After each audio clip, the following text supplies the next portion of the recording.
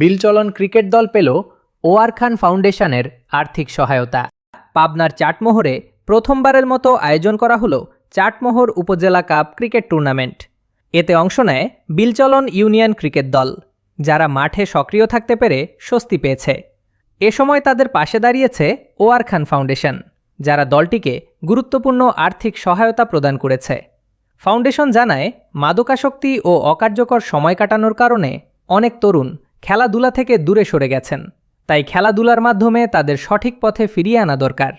তারা আশা করে তাদের এই উদ্যোগ চাটমোহরের প্রতিটি যুবককে মাঠে ফিরিয়ে নিয়ে আসবে এবং সুস্থ সচেতন সমাজ গঠনে ভূমিকা রাখবে।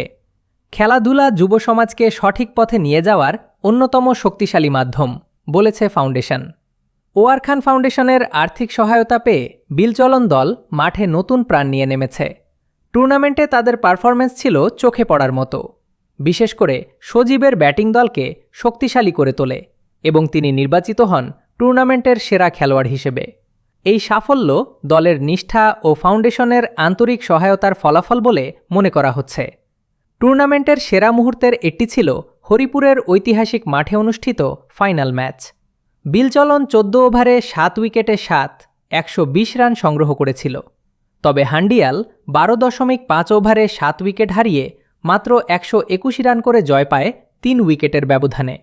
ম্যাচে সেরা খেলোয়াড় নির্বাচিত হন হান্ডিয়াল দলের সোহাগ, যিনি দলের জয়ে অবিস্মরণীয় অবদান রাখেন। এছাড়া ইমার্জিং প্লেয়ার পুরস্কার পেয়েছেন মূলগ্রামের সানোয়ার হোসেন। ফেয়ার প্লে পুরস্কার অর্জন করে হরিপুর ইউনিয়ন দল এবং সেরা ক্যাচের স্বীকৃতি পেয়েছেন বিলচলনের নাহিদ। স্থানীয় ক্রীড়ামোদীরা মনে করছেন, ওয়ার খান ফাউন্ডেশনের মতো দাতব্য প্রতিষ্ঠান তরুণদের খেলাধুলায় ফেরানোর ক্ষেত্রে উল্লেখযোগ্য ভূমিকা পালন করছে। তাদের সহযোগিতা ভবিষ্যতে চাটমোহরের ক্রীড়াঙ্গনকে আরও প্রাণবন্ত করবে। আসসালামু আলাইকুম, আমি মোহাম্মদ সাগর হোসেন, বিলচলন ইউনিয়নের ক্যাপ্টেন।